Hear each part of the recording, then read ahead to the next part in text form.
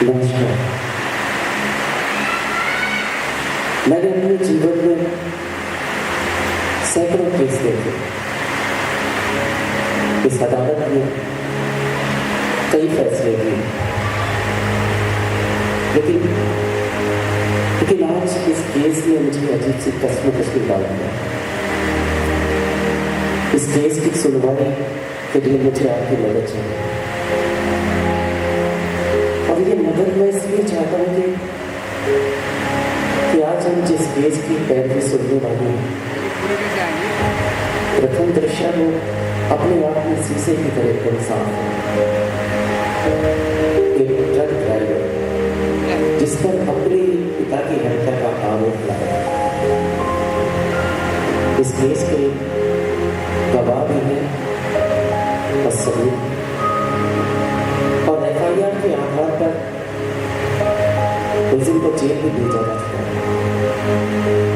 एक truck driver की आर्थिक हालातों से हम भली भांति परिचित हैं, तो ये बात भी अपने आप में बिल्कुल साफ है कि उसके पास अपने केस की पैरवी करवाने के लिए कोई सक्षम साधन नहीं। लेकिन भारतीय संविधान, भारतीय न्यायपालिका ये कहती है कि सबको कानून के सामने समान अधिकार प्राप्त है। इसीलिए हमारी न्यायपालिका ने अपने विधान के अनुसार मुलजिम को अपनी पैरवी करवाने के लिए एक वकील दिया। इस केस का फैसला क्या होगा, इसके बारे में अभी कुछ नहीं कहा जा सकता। हालांकि मैं इस केस का जज हूँ और फैसला मुझे सुनाना। मैं खुद भी नहीं जानता कि फैसला क्या होगा। 10 बज चुके, अदालत में इस केस का नंबर आने वाला है, तो बेहतर यही होगा कि सबसे पहले हम दलीलों को सुने और बाकी की बातें हम बात नहीं करें। आइए सुनते हैं।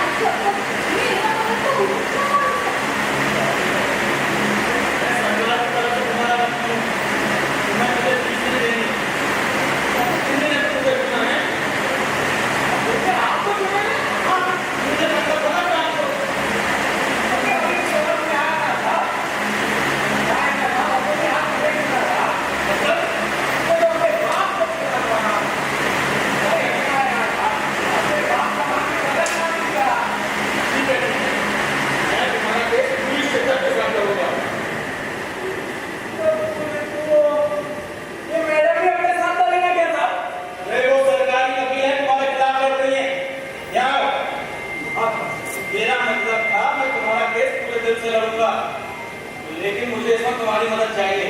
बोलो दोगे? हाँ साहब, देगा ना, पूरा साथ देगा आपका साहब। आप एक एक बात सर पूछने का था, आपको सच सच बताएगा। बहुत बढ़िया। और सुनो, तुम यहीं रहना, तुम्हारी गवाही इस केस में बहुत जरूरी है। हो सर, मैं इधर ही रहेगी। मेरा वाला जब तक छूट नहीं जाता ना, मैं इधर ही रहेगी। यहाँ नहीं, वहां जाकर बैठो, बैठो वहां। हो सर। बंदी, तुम इस चक्कर में आ जाओ। ठीक है साहब? हाँ, ठीक है साहब। जज साहब कोर्ट में पधार रहे हैं। All right.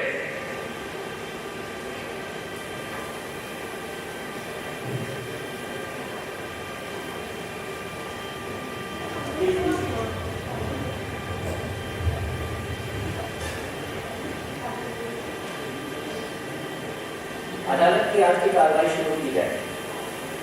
केस नंबर 327-2021 फंदी वन Bhagatram versus state of Madhya Pradesh. Prosecution, you may begin with your opening remarks. Your Honor, with your permission, मैं फंदी वन भगतराम के केस की चर्चा आपके सामने प्रस्तुत करना चाहता हूँ। Permission granted. फंदी वन भगतराम इसी शहर के बाकीपुरा इलाके में रहता है। वो एक ट्रक ड्राइवर है। वो किसी भी कंपनी में ज्यादा समय तक टिक नहीं पाया। पता नहीं क्यों वो किसी भी कंपनी का विश्वास पात्र नहीं बन पाया। फंदी बाबा कैंसर पीड़ित। पोस्टमार्टम रिपोर्ट के अनुसार कैंसर के इतनी बिगड़ी हुई हालत होने के बाद भी वो कम से कम 1 माह और जीवित रह सकता था। जिस दिन फंदी के बाप का कत्ल हुआ, उस दिन फंदी शराब के नशे में धुत कर घर लौटा।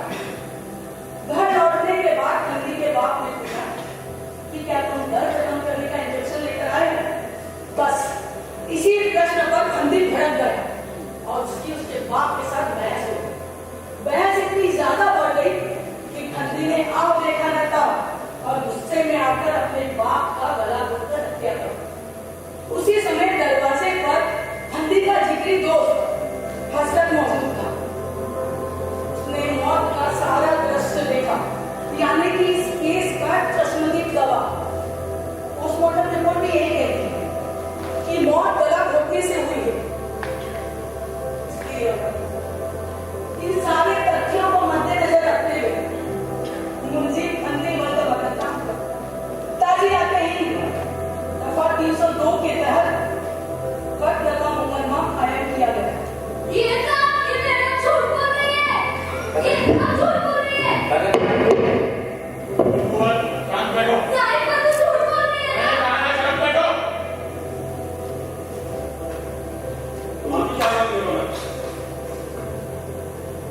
फंदी, जैसा कि तुमने सुना, सरकारी पक्ष में साहिवान ने तुम पर तुम्हारे पिता की हत्या का आरोप लगाया। सरकार की तरफ से तुम्हें तुम्हारे केस की पैरवी करने के लिए भगतराम जी को तुम्हारा वकील नियुक्त किया। क्या इस केस की जेरा सुनने से पहले तुम्हें कोई कहना है? अरे साहब, ये मैडम क्या बदतमीजी कर रही है? ये किस तरह की भाषा बोल रहे हो? अरे साहब, अपन माफी चाहता है ना, अपन ना साहब ट्रक चलाता है। तो अभी क्या है ना था, 10 साल का था तब से हम लीडर की नौकरी पे लगा था। पूरा स्टेरिंग पे हाथ साफ हुआ ना, तो अपन ड्राइविंग सीख गया था। अभी आखा इंडिया में ट्रक चलाया था, 10 साल से ट्रक चला रहा है। किधर भी रहा है, किधर भी सोया है, किसी से काम किया है, तो अपना हालत थोड़ा ऐसे ही हो गया था। रहने रहने का स्टाइल भी ऐसे। अभी लॉकडाउन लगाना था, अभी अपन नागपुर में डाला। तो साहब अपना 10 साल का नौकरी साहब 1 दिन में गया था। साहब मालिक की गाड़ी लेके उठा दिया। 8 दिन में कैसा अपन इधर पहुंचा है तुम नहीं जानता है।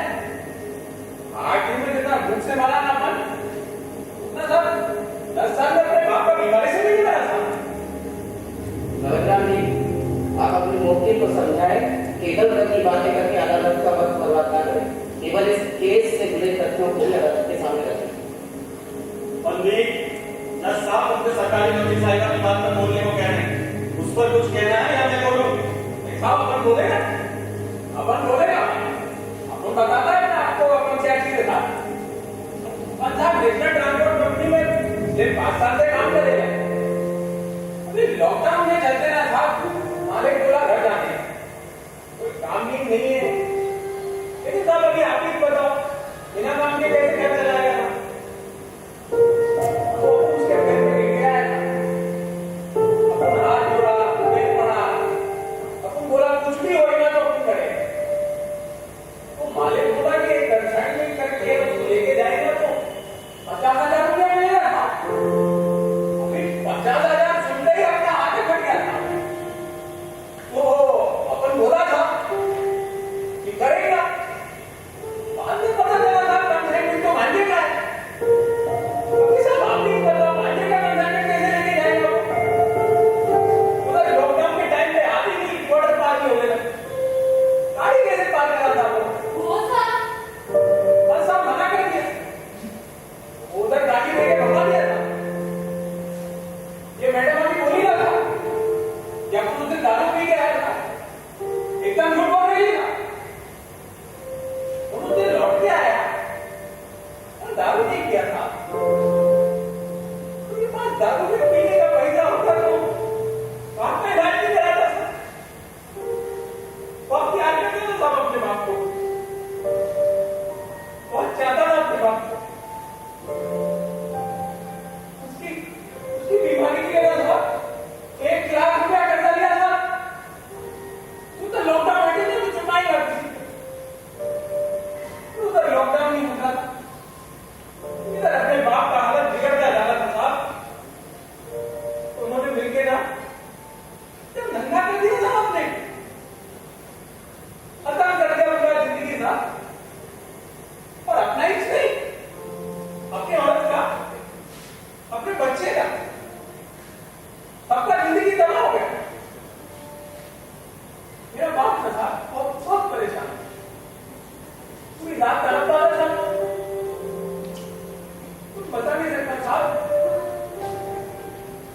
बहुत तड़पता था साहब।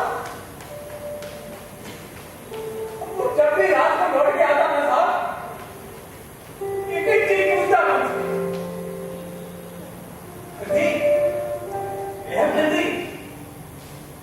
बेटा इंजेक्शन लाया कि नहीं लाया?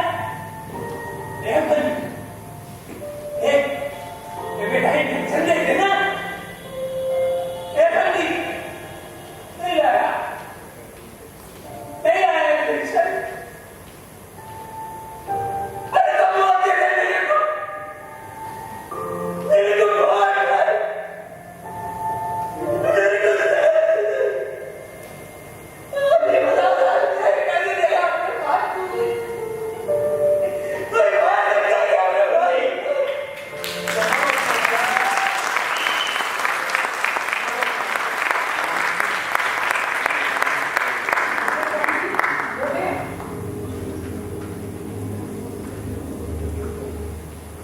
ये ऑनर, मैं सरकार की ओर से सबसे पहले इस केस के चश्मदीद गवाह असद वल्द करीमुल्लाह को बुलाने की इजाजत चाहूंगी।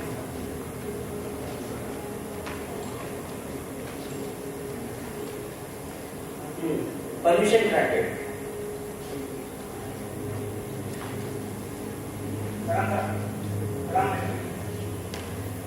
तुम्हारा नाम? जोर से बोलिए, सबको आवाज आनी चाहिए। बाप का नाम? उम्र? 25 साल। तुम फंदी को कब से जानते हो? मैं फंदी को बचपन से जानता हूँ। अच्छा, तो फंदी कैसा आदमी है? फंदी बहुत अच्छा आदमी है मैडम।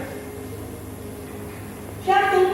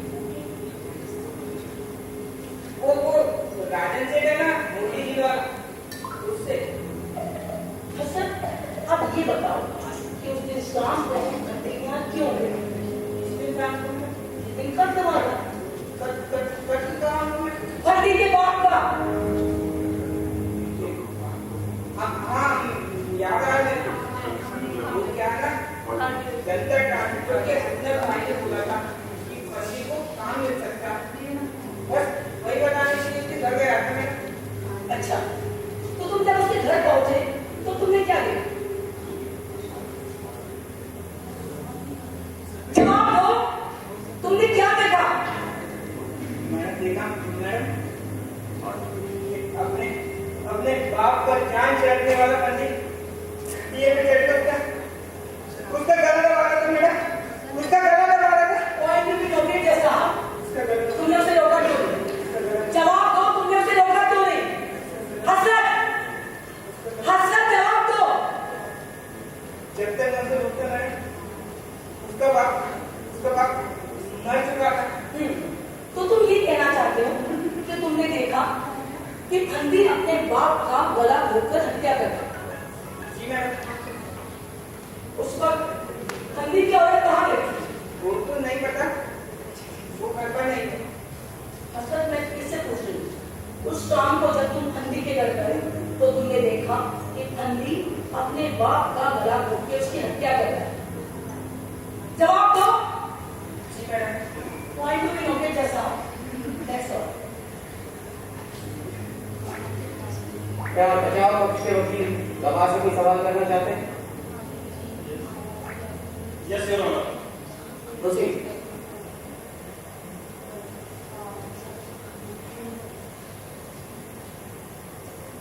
हजरत तुम काम क्या करते थे? साहब वैसे तो मैं क्लीनर हूँ, पर साहब खुदा की मेहरबानी रही तो ड्राइवर बन जाऊंगा। जितना पूछा जाए सिर्फ उतने का जवाब दो। बहुत अच्छा हुआ। हजरत जैसा कि तुमने इस अदालत को बताया कि तुम फंदी के बचपन के दोस्त हो और उसके घर आते जाते रहते, फिर तो तुम उसके घर के हालात से बहुत अच्छी तरह परिचित हो गए।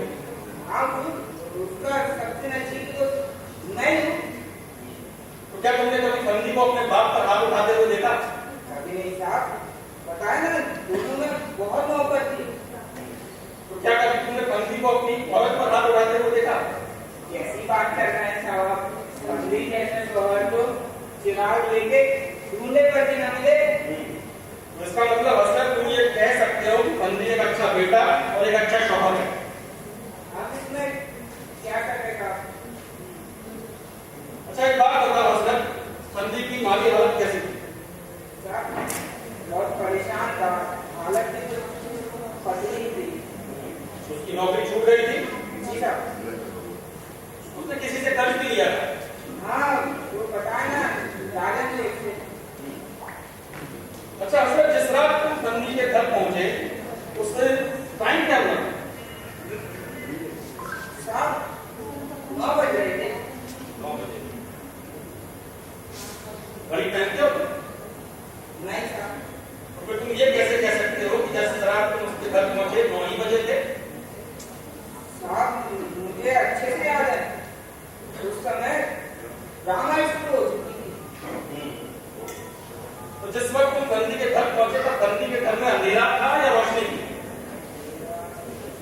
हाँ साहब बहुत हल्की रोशनी थी। कितनी हल्की? जीरो बाट के मदद से कितनी होती है उतनी। कितनी हल्की रोशनी में तुमने ये कैसे देख लिया कि अपने बाप का गला दबाने वाला व्यक्ति फंदी ही था? अब उस समय उसके अलावा वहाँ कोई हो भी नहीं सकता था। सोच समझ कर जवाब देना हजरत। तुम्हारी गवाही तुम्हारे बचपन के दोस्त को फांसी पर चढ़ा सकती है। ऑब्जेक्शन जैसा, ये मेरे गवाह पर दबाव बना रहे हैं। Objection sustain. भगत राम जी, आप दबाव पर जोर जबरदस्ती ना करें। हजरत क्या तुम पूरे यकीन से कह सकते हो कि वो व्यक्ति गला दबाने वाला फंदी ही था? हजरत क्या तुम पूरे यकीन से कह सकते हो कि गला दबाने वाला व्यक्ति फंदी ही था?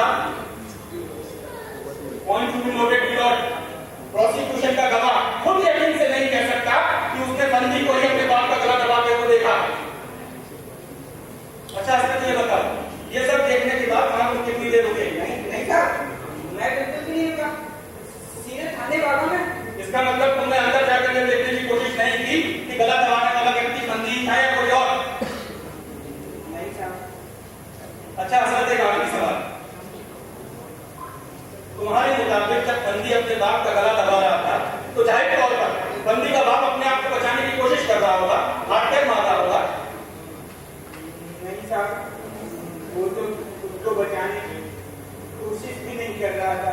Point to be noted below.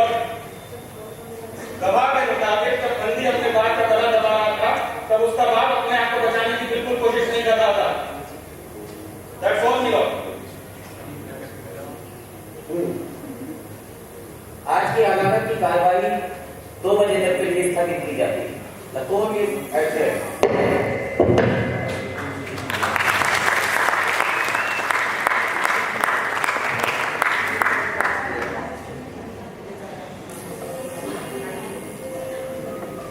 क्या बात?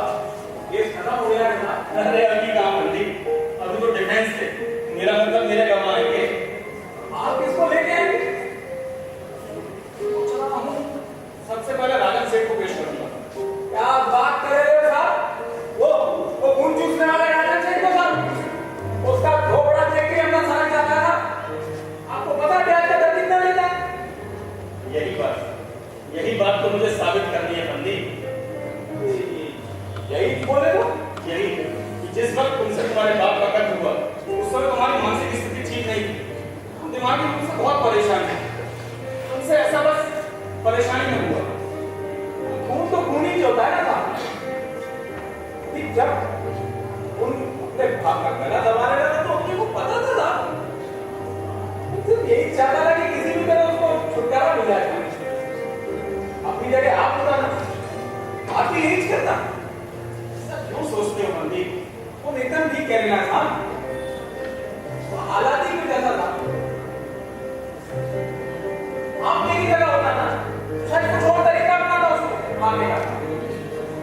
जैसे जैसे साहब आप उसको जेल दे देता था और सबको बोल देता कैंसर से मर गया, या फिर बहुत सारा नींद का गोलियां खिला देता था। मामला उधर ही रखा दफा होता है। तुम ये सारी बातें जानते हो तो तुमने खुद ऐसा क्यों नहीं किया? आप तो ऐसे बोल रहे हैं जिसमें प्लान करके मर्डर किया अपने बाप का।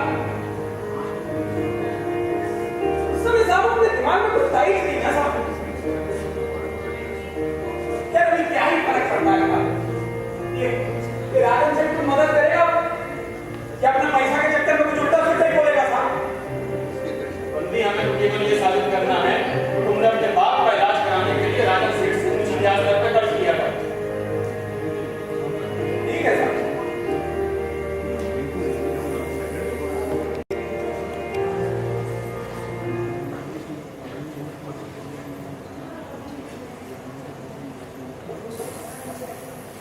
जज साहब कोर्ट में बुला रहे हैं।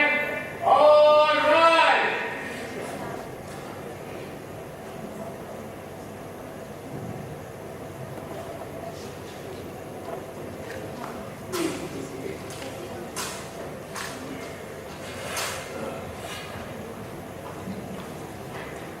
अदालत की कार्रवाई शुरू की जाए। योर ऑनर, मैं राजन सेठ से पूछताछ करने की इजाजत चाहता हूँ। Permission granted.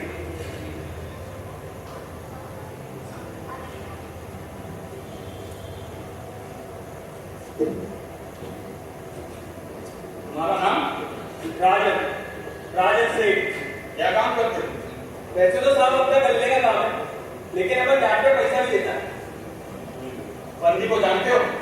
हाँ, अच्छी तरह से। क्या तुमने इसे कोई कर्ज दिया था? हाँ, दिया तो था। कितना?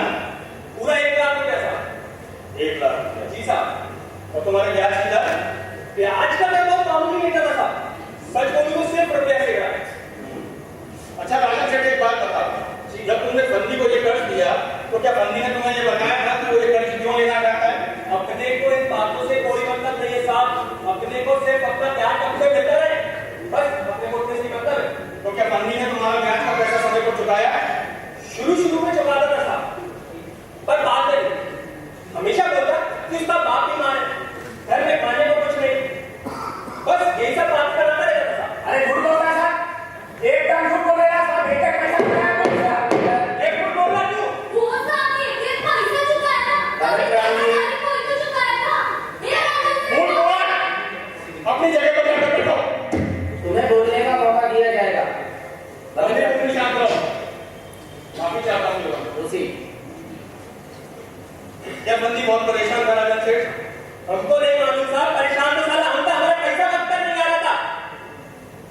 That's all you got.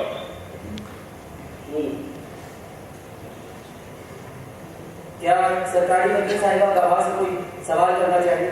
No question जैसा तुम जा सकते हो। Your Honor, अब मैं फंदी की पत्नी फूलकमल से पूछताछ करने की इजाजत चाहूंगा। इजाजत। वो ऐसा है, पूछो ना। वहां नहीं, यहाँ कटघरे में आकर बात करो। अगर जी ये क्या हो रहा है? वो ऐसा है, पूछो। फूलकमल वहां नहीं, कटघरे में आओ।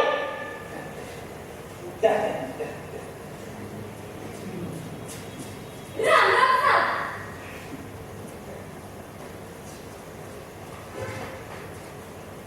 वो ऐसा है, पूछो। तुम्हारा नाम? मेरा नाम फूलकोर है। तुम्हारी उम्र? उम्र का साहब याद नहीं मेरे को। याद करो। हो साहब, मेरी माँ बोली मेरे को, जब वो दंगा हुआ था ना, तभी पैदा हुई थी मैं। कौन सा दंगा? बम वाला या ट्रेन वाला? बम वाला। बम वाला दंगा। बम वाला दंगा 93 में। तो तुम्हारी उम्र हुई लगभग 29 साल। हो साहब, ऐसा ही कुछ होगा। फंदी से तुम्हारी शादी को कितने साल हुए? आपका भाई साहब। ए बोल ना बोल। ए बोल, बोल के बोल। कलेक्टर जी साहब मेरे को 10 साल हुआ होगा। तो फूलकोर के 10 सालों में फंदी ने कभी तुम्हारे ऊपर हाथ उठाया? देवा देवा साहब, काय बोलता तुम्ही? कधीच नाही। सच सच बोलना, एक बार भी नहीं। साहब, वैसे तो ऐसा कभी नहीं हुआ, पर साहब कभी एखाद बार तो हो ही जाता है ना। पर साहब मैं ऐसा करती थी ना, तभी ऐसा होता था। मतलब फंदी मार डालता।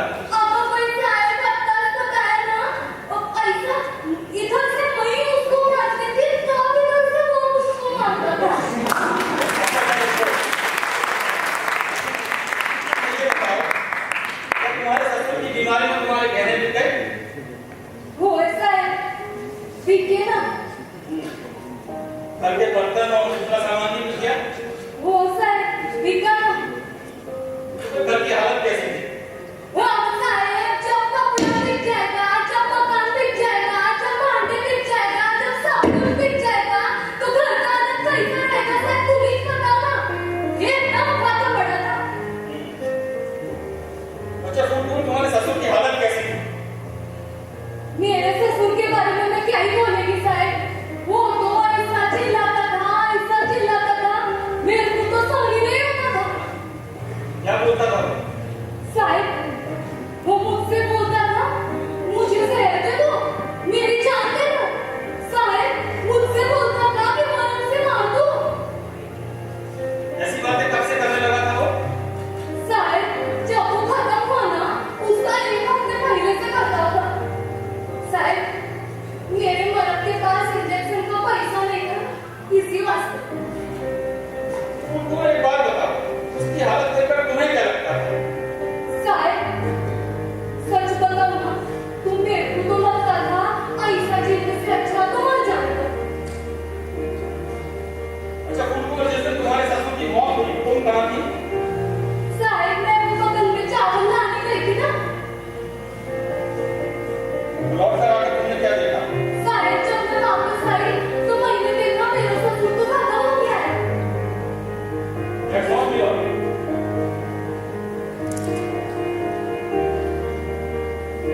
क्या सरकारी वकील साहिबा गवाह से कोई प्रश्न करना चाहिए? और मेरे पास कोई सवाल नहीं जैसा। ठीक है, इस केस की कार्रवाई चाय काउंटर के लिए स्थगित की जाती है। The court is adjourned.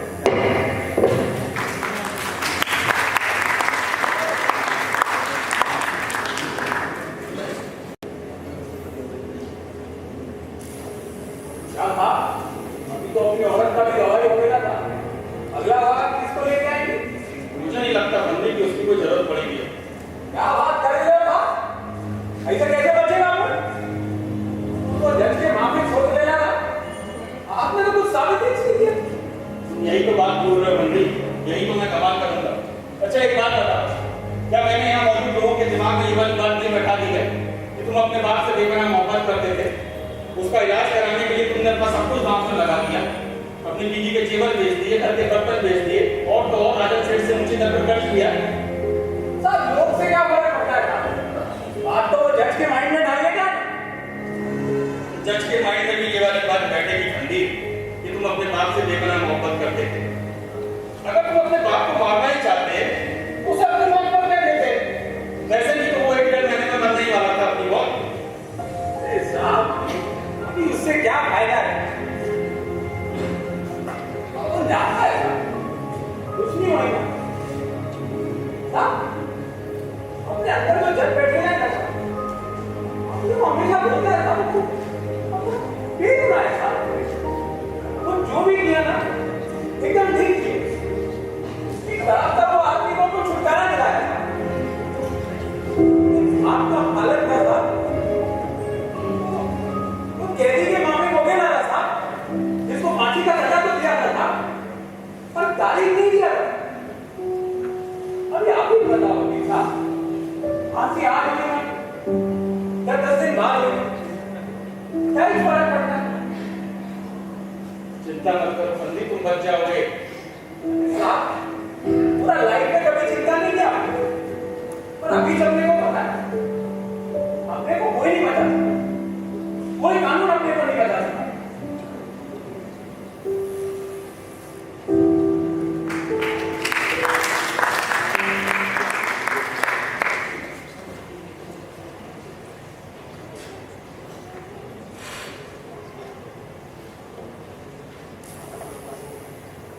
जज साहब कोर्ट में पधार रहे हैं।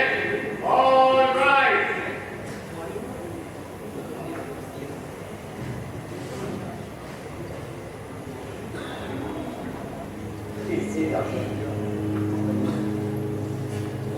इस केस की कार्रवाई शुरू की है।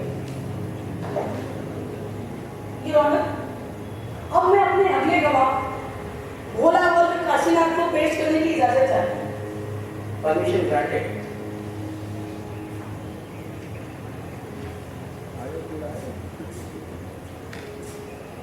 राम राम सर। बंदे आ जा मेरा ले। राधे राधे बोला। यस साहिबा। राम राम मैडम। तो तुम्हारा नाम भोला और काशीनाथ, जी हाँ मैडम। तुम कहाँ रहते हो? पहले नागपुर में रहता था मैडम, अब इधर ही रहता हूँ मैडम। तुम फंदी को अच्छी तरह जानते हो? फंदी अपना जीवन जान दोस्त है मैडम। भोला तुम काम क्या करते हो? हमारी करता हूँ मैडम। और फंदी पहले क्या काम करता था? पहले टैक्स चलाता था, उसके आगे पिकअप और उसके आगे टैक्सी मैडम। जितना पूछा जाए उतने का जवाब दो। पहले का मतलब साफ होना चाहिए था मैडम। पहले का मतलब ये कि इससे पहले फंदी कौन सी ट्रक कंपनी में काम करता था? नेशनल ट्रांसपोर्ट कंपनी में मैडम। तो नेशनल ट्रांसपोर्ट कंपनी वालों ने उसे नौकरी से क्यों निकाला? कंपनी ने नहीं निकाला मैडम, उसने खुद ही छोड़ दिया। लेकिन क्यों? फंदी कंपनी वाले बोलते थे कि आप फिर ले जाओ, फंदी बोलता था कि हम ऐसा नहीं करेंगे, और मैडम कंपनी वालों ने उसको निकाल दिया। इस बात का क्या सबूत होगा कि नेशनल ट्रांसपोर्ट कंपनी वाले अफीम की स्मगलिंग करते थे? सबूत कोई ना, सरकार का काम है, पुलिस का काम है, आपका काम है मैडम, अपना नहीं। बोला ये अदालत है, सोच समझ के जवाब दो।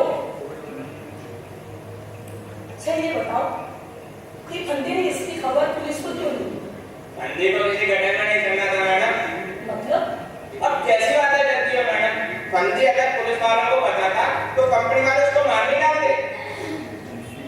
अच्छा ये बताओ कि फंदी ने नौकरी के लिए कहां-कहां कोशिशें की? कहां कोशिश नहीं की मैडम?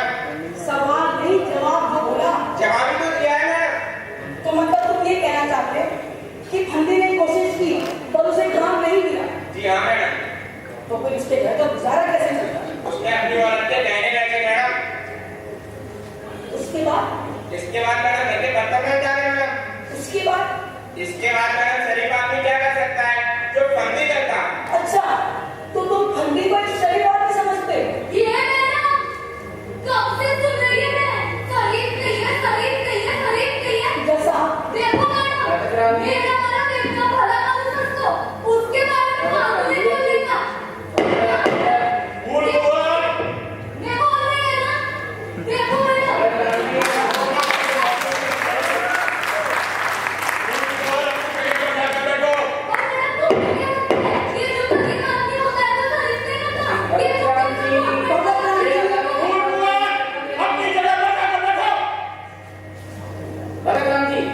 अपने मौके को समझाएं कि अदालत की कार्रवाई में दखल न दें। माफी चाहता हूँ your honour. Proceed. Thank you sir. ये बताओ कि फंदी का बाप कब से बीमार था करीब 1 साल से मैडम। और उसको क्या बीमारी थी? उसको मैडम कैंसर बोलते थे। ये बात तुम्हें कैसे पता चली? ऐसा फंदी बोला मैडम, उसका डॉक्टर भी ऐसा ही बोला। अच्छा, तो डॉक्टर क्या क्या बोला बताओगे? डॉक्टर बोला फंदी अपने बाप को अस्पताल में भर्ती करा दी। तो क्या फंदी ने अपने बाप को हॉस्पिटल में भर्ती करवा दी? जी हाँ मैडम।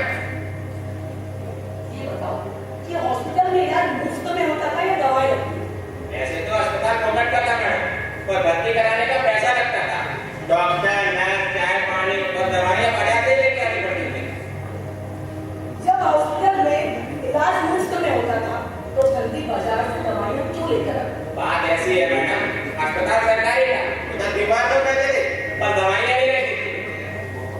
अच्छा ये बताओ कि फंदी का बाप हॉस्पिटल में कितने दिन रहा? करीब महीना भर मैडम। उसके बाद डॉक्टर बोला अब इधर दवा दारू नहीं हो सकता, अपने बाप को मुंबई ले जा, उधर बड़ा डॉक्टर देखेगा। मुंबई। तो क्या फंदी अपने बाप को मुंबई लेकर गया? जी हाँ मैडम। लेकिन उसके पास तो पैसे नहीं थे, वो बेकार था। उसने कर्जा लिया था मैडम, किससे कर्जा लिया? वो राजन सेठ से मैडम। क्या बता सकते हो कि कितना कर्जा लिया था? करीब 1 लाख रुपया मैडम। 1 लाख रुपया।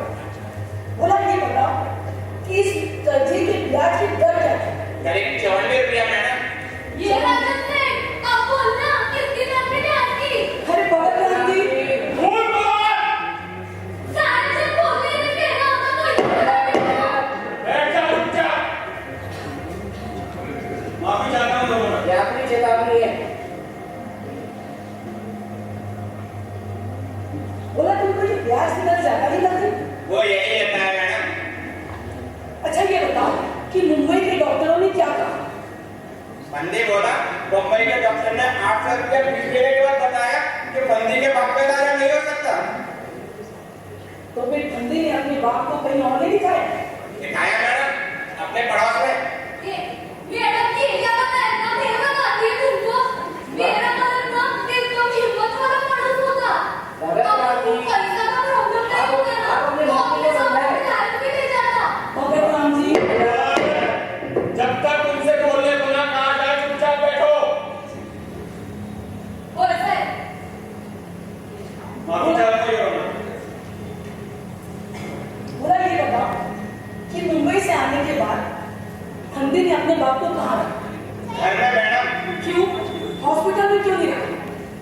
डॉक्टर बोला फंदी का बाप 1 महीने के भीतर मर जाएगा, घर पर चैन से मरने दो। तो तुमको लगता है कि फंदी का बाप घर पर चैन से मर सकता है? शायद मैडम, शायद क्यों? अगर पैसा होता मैडम। चैन से मरने और पैसे का क्या संबंध होगा? जैसे चैन से जीने और पैसे का है। मेरे सवाल का सीधा जवाब दो। बात ऐसी है मैडम, अगर पैसा होता तो फंदी अपने बाप को बेहोशी का इंजेक्शन लगाता, मगर पैसा नहीं था मैडम। बेहोशी का इंजेक्शन? क्या तुम बताओगे कि ये इंजेक्शन लगाना क्यों जरूरी था? ये बताती है ना मैडम, हमारा पापा बहुत परेशान था। उसको ना कैंसर का प्रॉब्लम था। आप अपने मौके को वो ना समझाएं। डर के मारे रोता, बूम मारता। छोटे बच्चे के छोटे करता। अरे एक मिनट रुको ना, मैं बोल रही हूँ ना। अरे भगत राम जी, अपने मौके को समझाइए।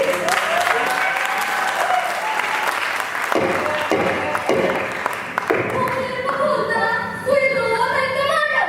भगत राम जी, मैं तुमको मेरे ससुर के बारे में क्या ही बोलेगी मैडम? मैं तो बोल ही नहीं सकती, मेरे को तो देखा ही जाता था।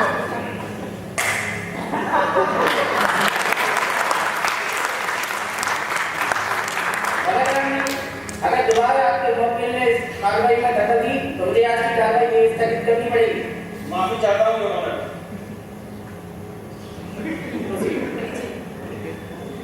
तो फंदी के पास इंजेक्शन लगाने के लिए पैसे नहीं थे, जी हाँ मैडम। लेकिन मौत देने के 2 हाथ थे। जी हाँ मैडम। और उसने उन हाथों से क्या किया? अपने बाप को मार डाला मैडम। क्या? अपने बाप को मार डाला madam. Point to be noted, जज साहब। That's all, जज साहब। क्या आप गवाह से कोई प्रश्न करना चाहते हैं? वो क्वेश्चन से हो। आज की कार्रवाई यही स्थगित की जाती है। कल इस केस की कार्रवाई 11 बजे के बाद शुरू की जाए। The court is adjourned.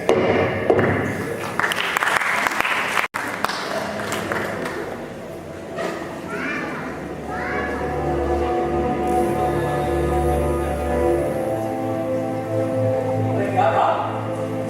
आपका भर्ती गायब हो गई?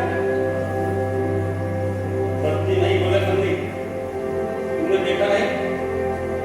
सरकारी वकील ने बोला कि मुझसे क्या निकलवा दी। हाँ साहब, बोला बोला ना कि उसने अपने हाथ से अपने बाप को मारा था। लेकिन बोला ऐसा कैसे बोल सकता है बंदी? अरे साहब, बोला ना एकदम अपने नाम के मामले की एकदम बोला है साहब। क्या सादा आदमी हो? इस पर हमारी कहता है ना कि लाइट बिना से तीन चीज या तो काम करेगा या खाना खाएगा या दारू पिएगा। तो कुछ मत बोलो साहब। तो अभी तो केस में कुछ बचा ही नहीं। अभी अदालत कायदा वेट कर रही है। हाँ बंदी, पोस्टमार्टम रिपोर्ट भी तुम्हारे खिलाफ है। उसमें साफ साफ लिखा है मौत गला घोटने से हुई। गले पर तुम्हारी उंगलियों के निशान भी है। और उसमें ये तक लिखा है कि तुम्हारा बाप अभी कम से कम 1-1.5 महीने तक और जिंदा रह सकता था। और फिर वो हजरत भी तो यही बोला ना था कि उसने अपनी आंखों से देखा अपने को गला दबा के। हाँ, एक बात बता रहा हूँ, तुम अपने बाप का गला दबा के मारा था,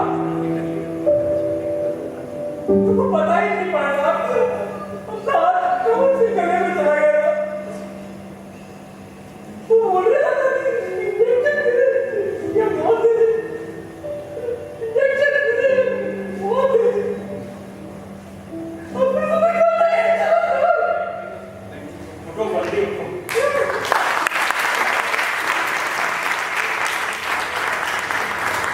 हाँ बंदी, मुझे भी केवल इस बात का अफसोस है कि मैं अदालत में ये साबित नहीं कर पाया कि तुमने अपने बाप का इलाज कराने में कोई कसर नहीं छोड़ी। तुमने अपना सब कुछ उसके लिए दांव पर लगा दिया। अरे साहब, आप चिंता मत करो साहब। कोई आपको मेहंदी वाले ना वाले साहब, तुमने आपको मेहनत करते देखा है साहब? तुमने आपके मौके को आपको प्यार करते देखा था। आप चिंता मत करो साहब। तुम्हारे मानने से क्या होता है बंदी? पर लोग तो यही मानेंगे ना कि मुझे कानून नहीं आता, मैं बेवकूफ हूं। Once a failure is always a failure बंदी। मुझे तो वकालत छोड़कर चले भेजना चाहिए। तुम नहीं जानते बंदी, 14 साल इस अदालत में कितने अपमान सहे हैं। कभी इस पेड़ के नीचे, कभी उस पेड़ के नीचे। जब मैं इस अदालत में आता था ना बंदी, वो लोगों की मेरा मजाक उड़ाती थी नजरें। वो लोगों का मुझसे पूछना कैसे है भगत राम जी। अंदर तक छलनी कर जाता था बंदी, अंदर तक छलनी।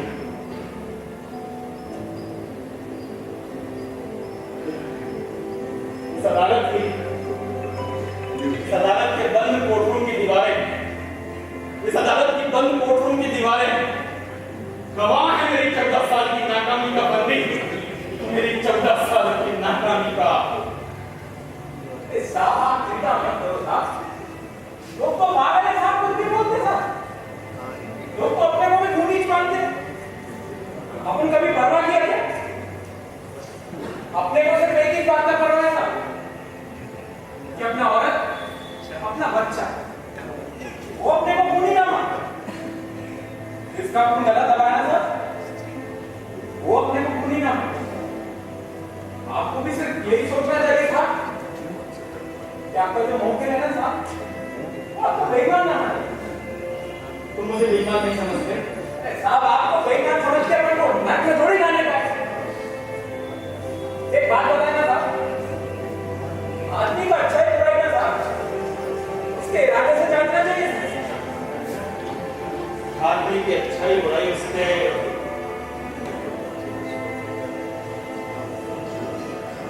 क्या कहा बंदी तुमने? फिर से बोला, क्या बोले तुम? अरे यही कि आदमी का अच्छा है बुरा है उसके इरादे से जांचना चाहिए था। इरादा, इरादा, यही एक शब्द बंदी, यही एक शब्द तुम्हारे मुकद्दे की जान था। किसी भी जुर्म के पीछे वजह, इरादा, मकसद, ये मुझे क्या हो जाता, क्या कर जाता हूं मैं, ये इससे इतनी बड़ी गलती कैसे हो गई बंदी? मुझे बस यही एक सवाल उठाना था। तुम जानते हो बंदी, सत्य को यहां सिद्ध करने की जरूरत नहीं पड़ती, लेकिन सत्य को अदालत में सिद्ध करना पड़ता है। यहां हम कटघरे में खड़े होते हैं और सत्य हमसे सवाल करता है, लेकिन वहां बंदी, वहां अदालत में सत्य कटघरे में खड़ा होता है और हम सत्य से सवाल करते हैं।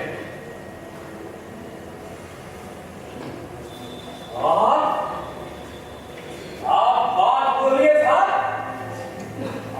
कोई इंटेलिजेंट माने ना माने साहब, आपको जरूर आता है ना। लेकिन ऐसी इंटेलिजेंट का क्या फायदा बंदी तो वक्त पर काम ही ना आ सके। मेरी हालत तो उस स्टूडेंट की जैसी है जैसे आपका सब कुछ है, लेकिन वो परीक्षा में कभी पास ही नहीं हो पाया। मुझे तो अपने ऊपर विश्वास ही नहीं आता। आप कैसी बात कर रहे हैं साहब? अभी आप मेरी वकालत नहीं करेंगे साहब? ऐसी वकालत का क्या फायदा बंदी जो अपने ही मुवक्किल को फांसी के फंदे में डाल दे। साहब तो अभी आप ही उनका साथ छोड़ देंगे साहब?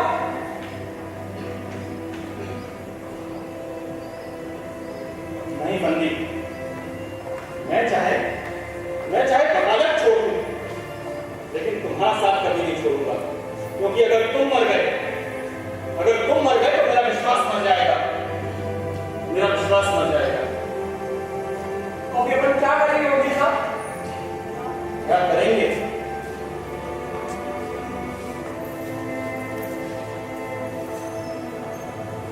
I got it.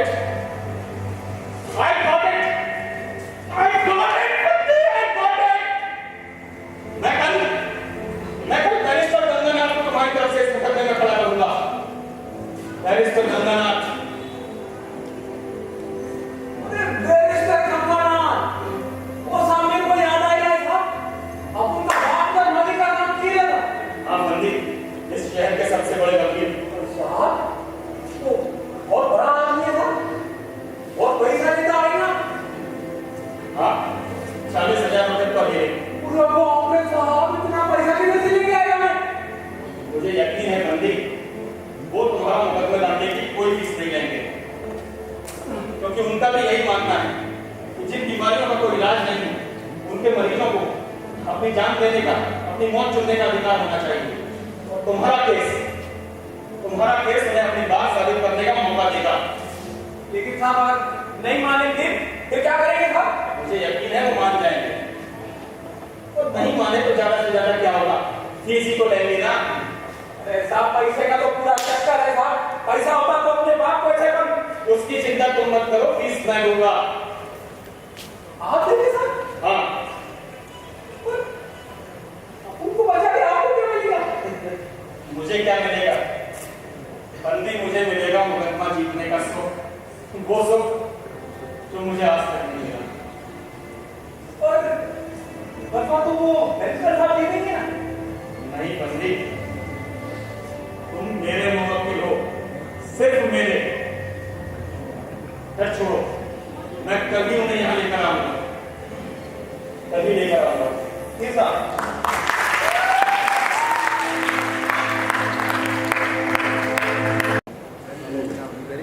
अदालत की आज की कार्रवाई शुरू की है। योर ऑनर, आज से बंदीमल बगरगान के मुकदमे की पैरवी बैरिस्टर गंगानाथ करेंगे। ये रहा उनका वकालतनामा।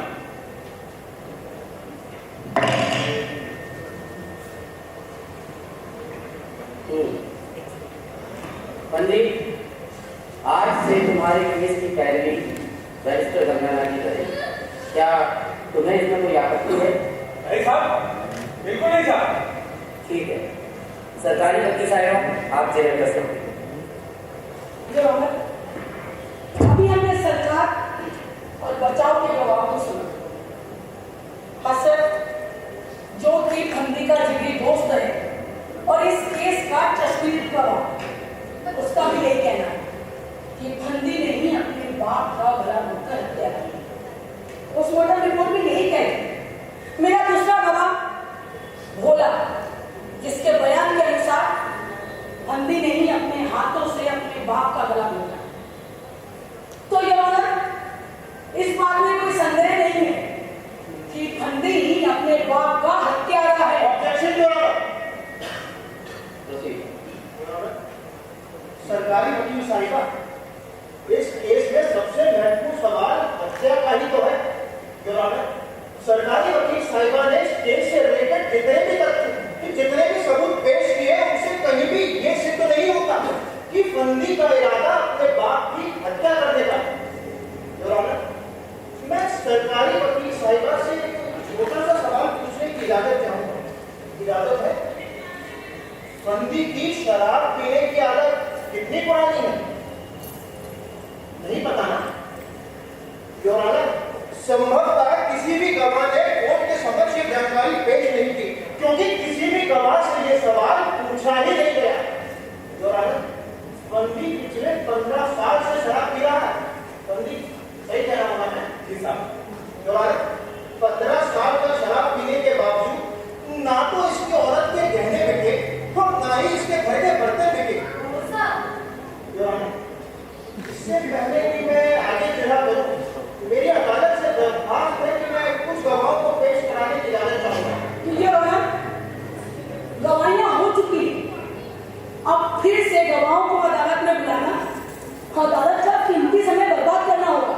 देखिए, तथ्यों को जाने बगैर इस केस का निर्णय नहीं हो सकता। आप गवाह को बुला सकते हैं। योर ऑनर, सरकारी वकील साहिबा ने अभी तक इस केस से रिलेटेड जितनी भी दलीलें पेश की हैं, उसको चुनौती देने के लिए मेरे पास कुछ ऐसे प्रमाण मौजूद हैं जो आपको इस मुकदमे पर फिर से विचार करने के लिए विवश कर देंगे। कौन से प्रमाण है आपके पास? योर ऑनर, ये देखिए, 800 रुपए की रसीद जो मुंबई के मशहूर डॉक्टर रविंद्रनाथ ने फंदी के बाप को देखने के लिए फीस के रूप में लिखी। योर ऑनर, और ये रही उसकी रिपोर्ट।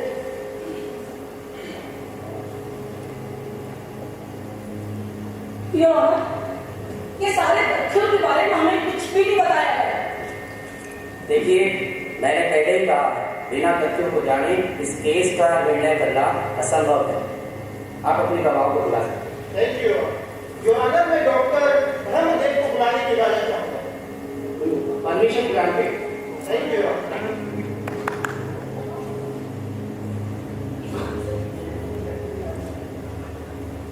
डॉक्टर साहब, आपका शुभ नाम ब्रह्मदेव है? जी हाँ।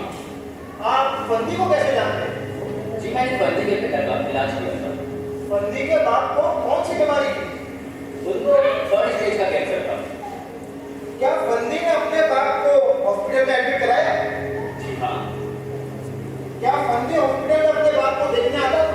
जी हाँ, फंदी सुबह शाम रोज देखने आता था। फंदी ने अपने बाप को हॉस्पिटल में कितने दिनों के लिए एडमिट कराया? लगभग 2 महीने।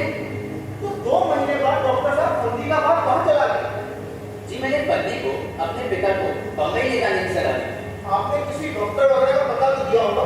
जी बिल्कुल, मैंने डॉक्टर रविंद्रनाथ का पता दिया। उन्होंने डॉक्टर रविंद्रनाथ उनकी फीस की रिसीप्ट और रिपोर्ट हम दोनों ही कोर्ट में सबमिट करा दी। तो हाँ डॉक्टर साहब, डॉक्टर रविंद्रनाथ फीस कितनी लेते हैं? आमतौर पर तो 800 रुपये लेते हैं। डॉक्टर साहब, मुंबई से लौटने के बाद क्या आपने फंदी के बाप को देखा था? जी हाँ। उनकी हालत कैसी थी? उनकी हालत बहुत गंभीर थी। तो डॉक्टर साहब, आपको क्या लगता है ऐसी हालत में फंदी का बाप कितने दिन और जिंदा रहेगा? वो इस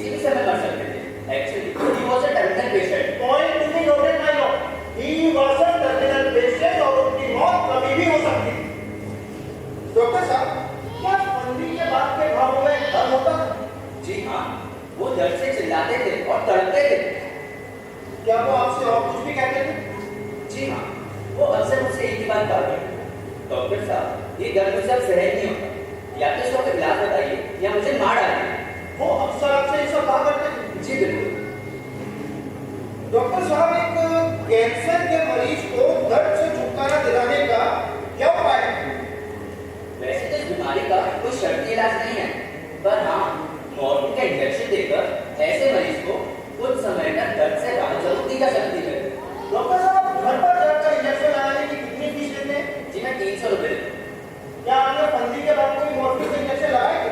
जी हाँ, बम्बई से लौटने के बाद 15 दिन तक मैंने इंजेक्शन लगाए। और लगभग एक दिन में कितने इंजेक्शन रखते होंगे? लगभग 2 से 3। 2 से 3 और 15 दिन तक। जी बिल्कुल। 300 रुपए फीस, तो लगभग 13-14 हजार रुपए हो। ऐसे कुछ मानिए। फंदी आपकी फीस बराबर देता रहा? जी हाँ, फंदी मेरी फीस एकदम बराबर देता है। डॉक्टर साहब, एक सवाल और पूछना चाहूँ। जी पूछिए। यदि कानून आपको इस बात की इजाजत देता कि आप फंदी के बाद को दर्द से छुटकारा देने के लिए उसे जहर दे सकते, तो आप क्या करते? वकील साहब, पहले तो आप मुझे एक बात बताइए, आपके इस सवाल का जवाब मैं ऐसे डॉक्टर दूं या अपनी पर्सनल लाइफ बताऊं? मतलब ये कि अगर एक डॉक्टर की नजरिए से बताऊं तो ऐसे मरीज को मैं जब तक इंजेक्शन देकर जीवित रख पाता तब तक मैं उसे जीवित रखता हूं।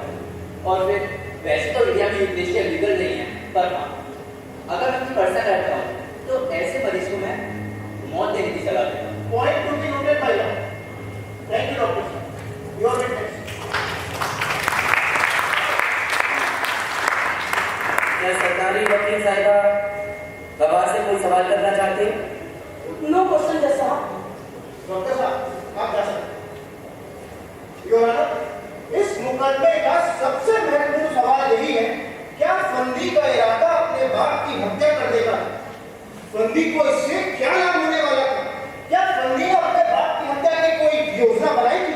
ऑब्जेक्शन योर ऑनर, इस मुकदमे का सबसे अहम सवाल यह है कि क्या फंदी ने अपने बाप की हत्या की? क्या उसने ऐसा पूरे होश में किया? लेकिन क्यों? प्रोसिक्यूशन साहिबा, यहीं से तो सवाल उठता है कि क्या फंदी का इरादा अपने बाप की हत्या करने का था? फंदी और उसके बाप के संबंध तो अच्छे थे, बहुत अच्छे थे। और फंदी, तुम अपने बाप के साथ बैठकर शराब पीते थे ना? साहब, रोज रात को पीता रहता हूँ। योर ऑनर, इसके बावजूद दोनों में कभी लड़ाई नहीं हुई। योर ऑनर, प्रोसिक्यूशन साहिबा, इसलिए ये कहना कि किसी द्वेष या कटुता के कारण फंदी ने अपने बाप की हत्या कर दी, ये कहना गलत होगा।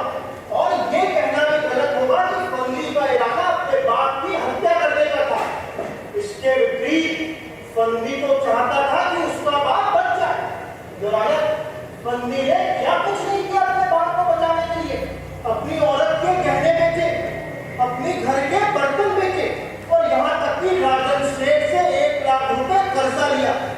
योर ऑनर, एक ट्रक ड्राइवर कि जिसकी नौकरी चली गई हो, उसकी हैसियत ही कितनी होती है।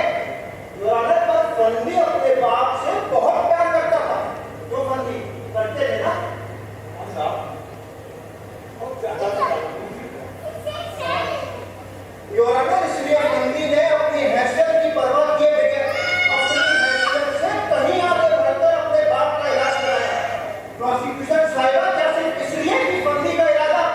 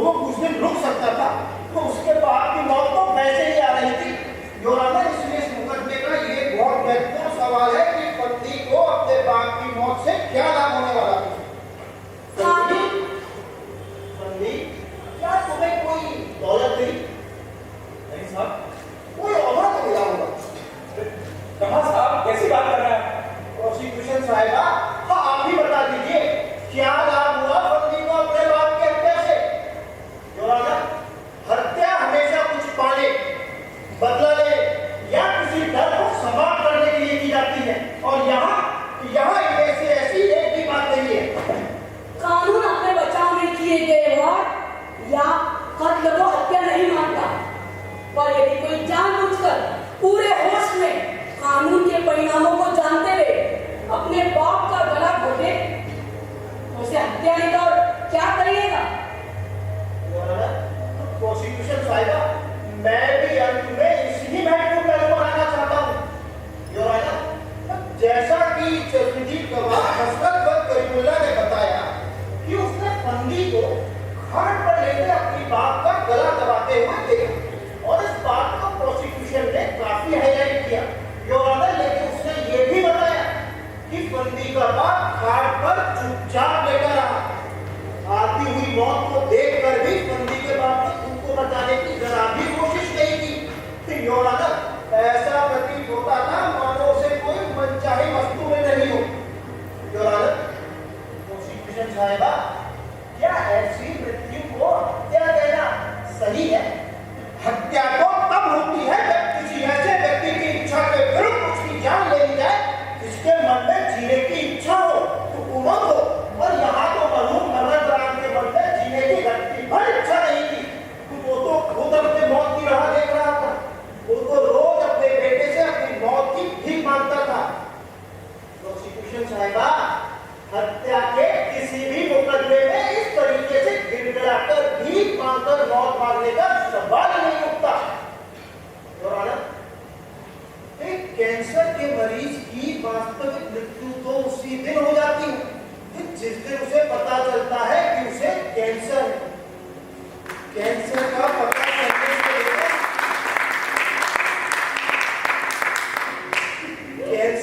पता चलने से लेकर वास्तविक मौत आने तक कैंसर का मरीज हर घड़ी हर पल घुट घुट कर पड़ता है, दर्द से चीखता है, चिल्लाता है।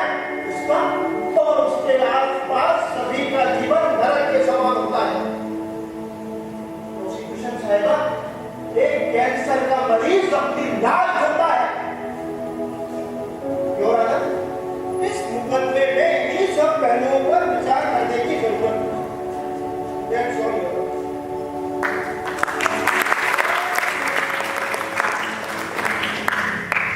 योर ऑनर, अभी बचाव पक्ष के वकील साहब ने अपनी दलील दी जो सुनने में काफी रोचक थी। मैं अदालत का ज्यादा समय नहीं लेना चाहूंगी। मैं केवल इस बात पर जोर देना चाहती हूँ कि मौजूदा कानून व्यवस्था को ध्यान में रखकर ही इस पूरे मामले को देखा जाना चाहिए और मौजूदा कानून व्यवस्था फंदी को हत्यारा ही मानेगा।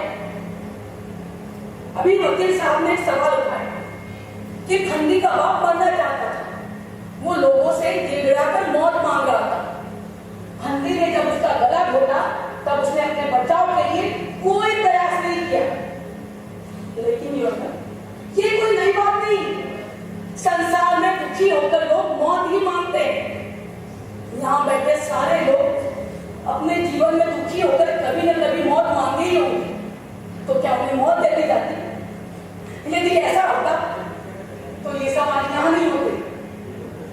एक औरत का जवान बेटा जब मर जाता है तो छाती पीटकर रोती है, गिड़गिड़ाती है, सबसे मौत की भीख मांगती है। उस समय यदि कुछ लोग उसे मौत दे भी तो वो उसका तनिक भी विरोध नहीं करेगी। लेकिन इसका मतलब ये नहीं कि उसे मौत दे दी जाए, क्योंकि वे लोग जानते हैं कि समय हर दर्द को मरहम की तरह मिटा देगा। दर्द होता है, चाहे वो कैंसर के घाव का हो या जवान बेटे की मौत का। यदि दर्द के नजारों से समाज यूं ही घबराने लगे तो हजारों आत्महत्याएं और कत्ल रोज होने।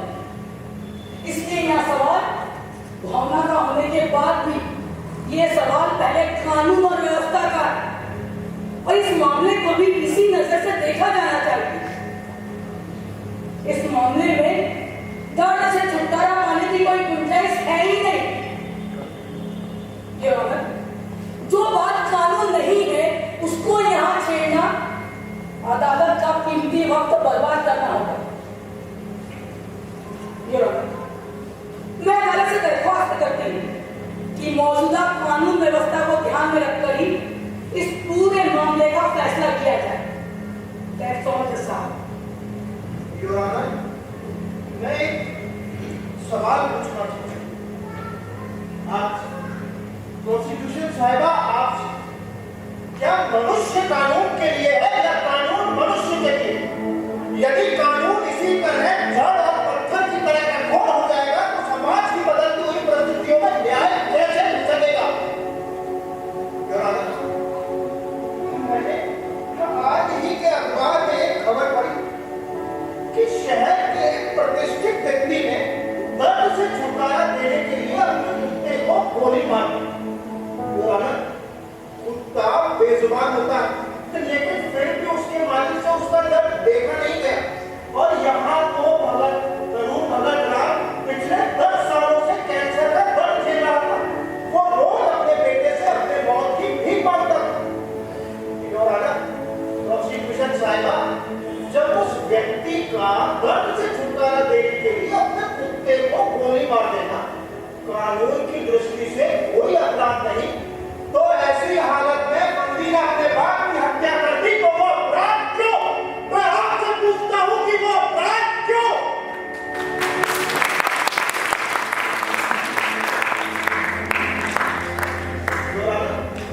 इस मुकदमे में यही सब पहलू और मानवता का जो संदर्भ सामने आया है उसी के मद्देनजर कोई फैसला करना उचित होगा। I rest my case, Your Honor.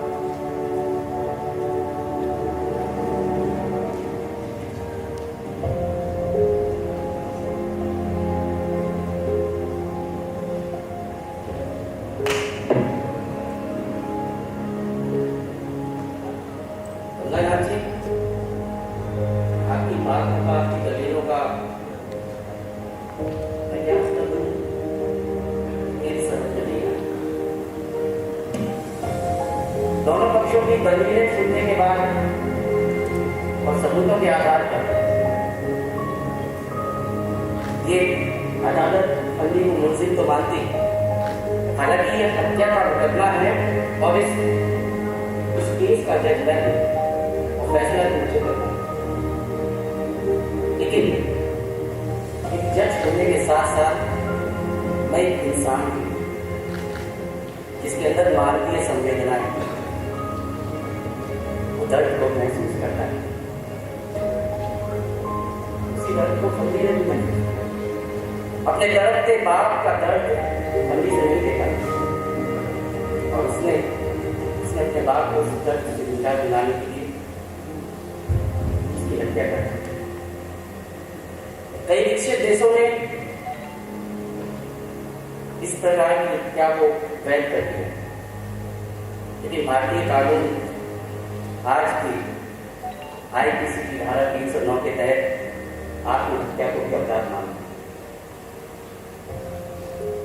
किसी भी व्यक्ति को दर्द से छुटकारा दिलाना ये हमारा कर्तव्य है। हालांकि मुझे इस केस का फैसला आज ही सुनाना है, लेकिन सारे पहलुओं को ध्यान में रखते हुए, परिस्थितियों को ध्यान में रखते हुए मैं क्या फैसला दूं मुझे समझ में नहीं आया। शायद इस सवाल का जवाब आप लोगों के पास है। मैं आपसे पूछता हूं, क्या आपके पास कोई जवाब है? आपके पास कोई जवाब? साथियों, ये थी हमारी प्रस्तुति संधि। तो सवाल आपको समझ छोड़े उत्तर ना मेरे पास है ना जज के पास है।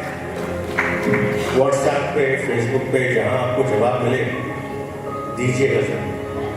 आइए आपको इस नाटक के कुछ पात्रों से मिलाऊंगा। वकील व्यास पे हमारे साथ थी गीतांजलि। गीतांजलि के एसोसिएट हैं अभिषेक। हसरत के हमारे साथ है दिव्यांश। भोला पे आकाश। डॉक्टर ब्रह्मदेव पे ओम। हमारे जज विमल वर्मा। हमारे अर्दवी उमंग। हमारा फंदी सिद्धांत व्यास। जज के साथ बहस करने वाले हमारे वकील गंगानाथ अनीश शर्मा।